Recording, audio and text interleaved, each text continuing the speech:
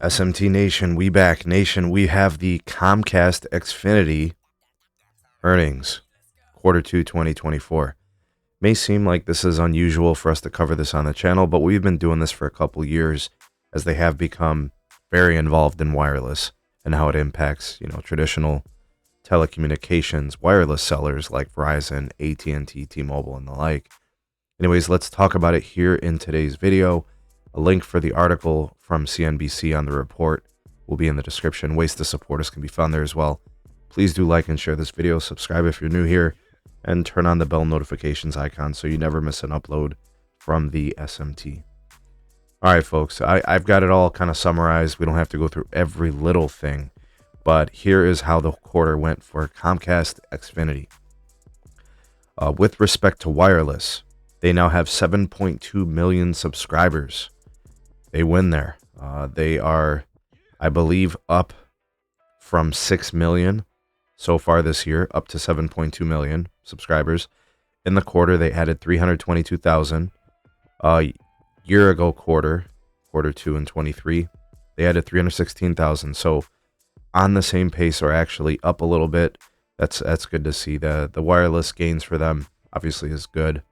Because they have trouble in three other key metrics. All right, video customers, they shed 419,000. They lost 543,000 year ago quarter two.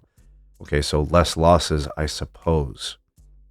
With respect to wireline, which is their core business, they lost somewhere in the neighborhood of 110 and 120,000 customers. Year ago quarter, they lost, I believe, 19,000. Okay, so that is a lot of losses, people. Business specifically, they lost 10,000. Year ago quarter, they were adding to the tune of 1,000. Total connections lost minus 275,000. Year ago quarter, they lost minus 228,000. According to Wall Street, they lost less than expected, if that's any consolation. They now have 32.1 million customers in their wired business. Year ago quarter, they had 32.3 million. So they continue to lose customers in their core business. The studio operations are a mess. Lots of content losses. Theme parks is a train wreck. Advertising losses as well. With respect to operating expenses, those are up. Revenues are up modestly, but there are net income losses. Huge investment into mid-split technologies for their wireline. The mid-split upgrades in terms of wireline and the home broadband upgrades, 42% of the footprint has now been modernized, 50% by the end of year. So there's a couple of things to talk about here. First of all, the video losses continue. No big news there. The studio losses are a problem, right? That's obviously a huge revenue loss. They're upgrading the network at a really good pace, but they're losing customers in that segment. That has to hurt. Imagine you have investors and you're reporting to them, we're sinking billions of dollars into our network and we're losing thousands of customers quarterly. That is a really tough situation.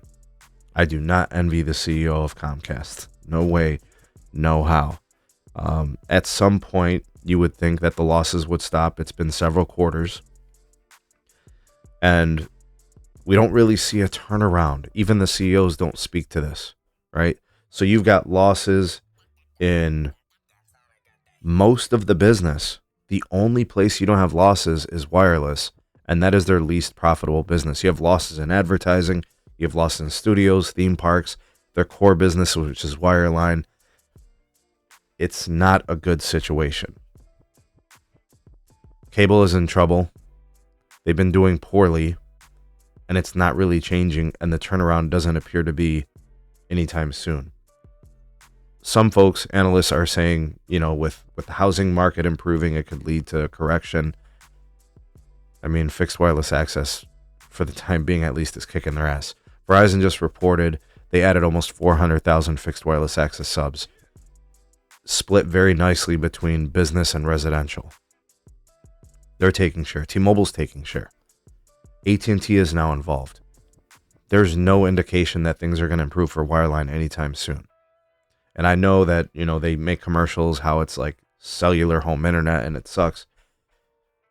Make this make sense. Things looking really bad at Comcast. I would expect Charter and Spectrum to probably look something similar to this. Maybe not as bad, maybe, but that'd be speculative. I would anticipate losses as well, but we'll see. We'll wait for them to report. They should be soon. Anyways, tell me what you guys think about this. The only people winning out of Comcast appears to be Verizon. Your thoughts and opinions, welcome down below. You're the voice of the people, the SMT Nation. Let your voice be heard.